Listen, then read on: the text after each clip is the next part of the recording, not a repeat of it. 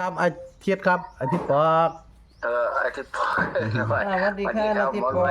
ตามซ่องเพิ่นเกิดซ่องแม่ตุ้ย ไอ้ปอกอะ YouTube เนาะ ค่ะ ครับฝากติดตามเลยครับ ไอ้ปอกเด้อ อะไรหัวเชียแน่น้องแม่ อืม ลุงส่งหมอรวยเก่าแหละแม่ตุ้ยเก่าแหละ แบ่งปันเด้อนะครับ ได้ ครับ มาหามาแบ่งปันคือเก่าแหละครับผม ครับมื้อนี้มาตามนะผู้ใดครับนะชิดบ่ ครับผม เอาก็มีของไม่รู้เป็นธรรมดาเด้อพี่น้องเนาะ ครับเมื่อวานรถอยู่ เพราะว่ามันมีเหล้าเสมอมีน้อยเสมอ โอ้ยครับแล้วก็ว่าโอ้ยออกแบบนี้มันก็โหยหักอยู่เดี๋ยวแล้วว่า แม่นเขาเรียกว่างามเรียกเหล้าสังเกตได้เดือนนี่มันออกดูเขาเรียกว่างามเนาะ มันออกดูคล้ายๆมันออกแล้วคล้ายๆแล้วพัฒนาหนึงมันก็บ่ออกงามใจแล้ว วัน ต้องพัฒนาบ่ออกงามเถอะครับ มันบ่งามดอก แม่นครับ วันเป็นยังเบิ่นนังอีกอยู่ เอาทำอันผู้ที่เบิ้ลกับเบิ้ลน้ำกันโลด เออ เบิ้ลกับเบิ้ลน้ำกันโลด ครับบอกย่ายขอเบิดมาพร้อมโลด ใช่ก็หมอเลย ย่ายบอกเอาเบิดมาแถมมาเลยนั่นน่ะ โอ้ยขันมือแล้วขันมือมันสุกแล้วไห้นะซี่เนาะโอ้ยมาออกวันจันทร์แม่มาออกตามหลังนะโอ้ยเขาจะแตกกันเล่าเดี๋ยวว่าให้มาออกย้อนหลังนะซี่เก็ตแล้วไห้นะซี่เก็ตซี่นะมันมาออกย้อนหลังเนี่ยมันขึ้นก็เลยถามแล้วเนาะในทิศฟันดีป่ะฟันดีว่ะฟันแบบไหนฟันไม่ให้เขาแหละฟันว่าโอ้ฟันเฮ็ดผู้สาวอ่ะ แม่น ฟันโชคฟันมันตัวนี้ ถ้ากำทั้งหยังแหละแล้วว่านะแล้วมันเก่าหลอนเนาะ กัน ไป น้ำ โล หมก เก่าดีมาเลยฟัน ครับ ละหมก ยังไปกำนมเขาป่ะ แม่น มาด้วยจังหวะร้อนค่ะ บ่ว่ามันสำคัญในเรื่องนี้ นี่เขาสิสอนนะ มันสำคัญหมายถึงว่าหนึง เลยทั้งกำ ไอ้เฮ็ดผู้สาวนี่ครับตัวน้มมันซื้อมันก็ตีเป็นเลข50 มันจะมาตี เรื่องต่างหากขอโทษทีด้วยครับกำของลับพนาว่า จับของลับบ่แม่นกามเขาแต่ว่าจับจับของลับแล้วว่านะ ได้เฮ็ดเขาบ่แล้วบ่สิเฮาก็ต้องถามทีนึงเด้อ เฮ็ดพร้อมแล้วพร้อมครับแล้วว่า แสดงว่าเป็นแบบว่ามีสัมพันธ์กัน แมนครับผม เขาจะ โอ้ยคือฝันจังซี่พุ่นนะว่าขอยบ่เคยคิดจังซี่นี่แล้วว่าโอ้ยก็เข้าใจอยู่ดอกอายุคนปานนี้แล้วพุ่นนะว่านี่แหละก็ให้เลขเพิ่นให้เลขจังได๋คือจังสมมุติเนาะคือจังสมมุติรวยเนี่ยไอ้ฝันว่าได้ไปดูนมเขาเจ้าจังซี่มันก็สิเป็นเลขเกี่ยวกับนมเกี่ยวกับจังซี่แม่มันสิบ่ได้เกี่ยวกับตัวคนเด้ครับอันนี้แล้วว่ากรรมมันของรับจับของรับเพิ่นแหละ เทิงจับเทิงเฮ็ดเทิงแล้วนะมันก็ได้หลายอย่างนะครับ ตีสุดเลย ครับตีเพิ่นตีให้เด้อครับตีแล้วตีของเราเนาะที่114แล้วว่ะก็ได้คือกันเอามือค่อยหาเนาะไปกำเขาอันนั้นก็เป็น สี่ แม่น 54เนาะ แล้วตีให้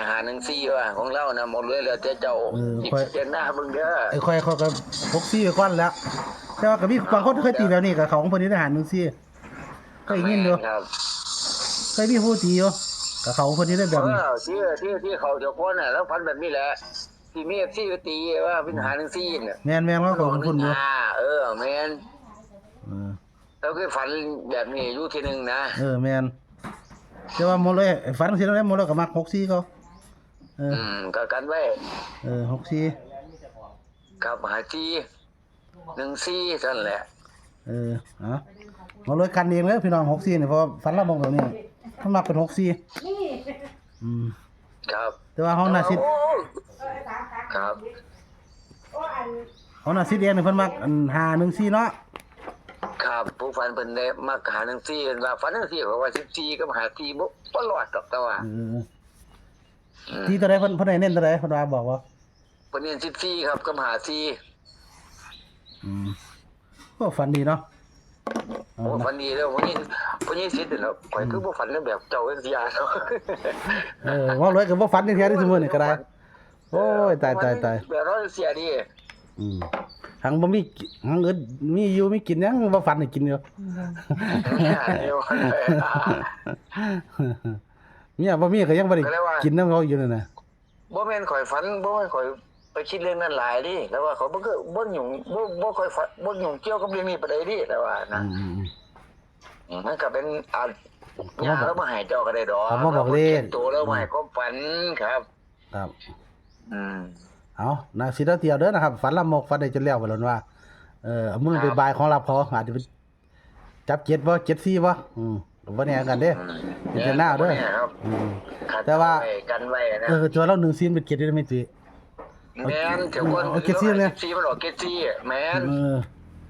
คือจำได้อยู่แล้วให้ เออ ได้ตลอด งวด ชิ้น มั นึ น ง ซีมัน แม่น ซีแม่นจำ เอ ได้ อมันอันนี้แมนครับ เอา74แล้วมันพี่แท้แท้จักตัวเด้อพี่น้องเพราะหยังเพราะว่าอัน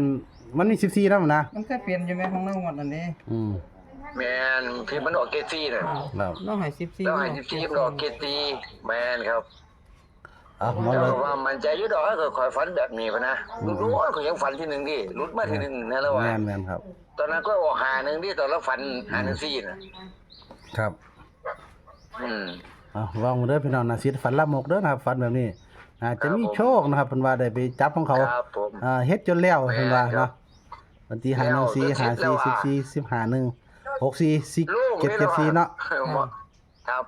แล้ววันลูกนี่ว่าได้ฝันนะ โอ้ยมันนั่นถึงนั่นนี่เอาฝันอยู่ฝันกินดีล่ะพี่น้องใครก็ไป ครับผม นอกจากเมียเนาะในฝันมันห้ามกันไม่ได้นะไปรีก็ว่ากัน ผมก็ฝันแอน ไปรีก็ว่าห้ามบ่ได้เด้ออย่าว่าหึงเด้อในฝันน่ะนะนี่ตื้อนะบุญนาเบี้ยวอยู่เครียดด้วยผัวตัวบ่ โอ้ยมันละฝันเลยฝันอยู่ฝันกินก็ฝันไป ก็ฝันละมงแนวได้นางนี่นางว่ารถนี่ตื้อออกดีๆเด้ ฝัน เออ เนาะ เว้าไปเนาะ แม่น เว้า ดีครับ บ่ได้ม่วน เอ้ยหาเว้าเห็นอยู่นาบินนาเบี้ยวอยู่ อืม ผัวฝันว่านอนสามนอนเฮียง2คนน่ะโอ้ยบ่มีไปหาเลยก็นาบุญรถมือว่ะว่าถ้าเกิดพ่อว่าแท้เราหึงผัว อยู่ นะครับ คือเสียงเพิ่นส่งกัน สู้กันเนาะเอาก็ขอบคุณหลายๆเด้อนาทีที่แบ่งปันในทาง ครับ สวัสดีครับ สวัสดีค่ะ ครับสวัสดีครับ ครับเนาะก็ต้นนั่นดอกพี่น้องเอ้ยเนาะไอ้ตุ้ยสิว่างอย่างเดียวจะเป็นจังไดดอกไอ้ท่านอาจารย์เลขข่อยน่ะ เบิ่งเวลามัน เวลาก็บ่เบิ่งเว้าเรื่องผัวในเครียดมีแต่สิฟ้าวไปหาผัวเนาะ สวยแล้วไหมบ้านหนึ่งฮอดเข่าเด้ เด้โอ้เรื่องหนึงเขาบ่นึงว่าอัน อันว่าหนึ่งเข่าเป็นได้พญานี่นี่สวยมันได้ก็ถ่ายอย่างนั้นสังถาม บ่ทานได้อันหนึงเรียกเฮ็ดใหม่หมอ เอากินอิ่มแล้วบ่ได้สนใจว่าแต่เจะคล้าของอิ่มพ่อ เด้เอาตามนี้เด้อนะครับน่ะสิทธิ์ฝันละมกเด้อนะครับหา14นะครับจับหา414หา1นะครับ64 74เป็นตัวกันเนาะมันเคยให้14มันเคยออก74เหลือเพิ่นเนาะตัวเพิ่นเองตีฝันละมกตีหา14เด้อนะครับไปโชคให้มันสำหรับในทางของน่ะสิทธิ์ในวันนี้ให้ไงปังให้รับมาเลยสุขทุกคนผู้ใดมักผู้ใดก็ลองเบิ่งเอาเด้อพี่น้องเนาะนี่ตื้อก็เป็นจังไดดอกมือก็ไว้ๆนะ ปิดอย่างเดียว ปิดอย่างเดียวเนาะเอาเวลาก็บ่ได้พี่น้องเอ้ยเอาท่านพี่น้องคือคนมันสวัสดีครับ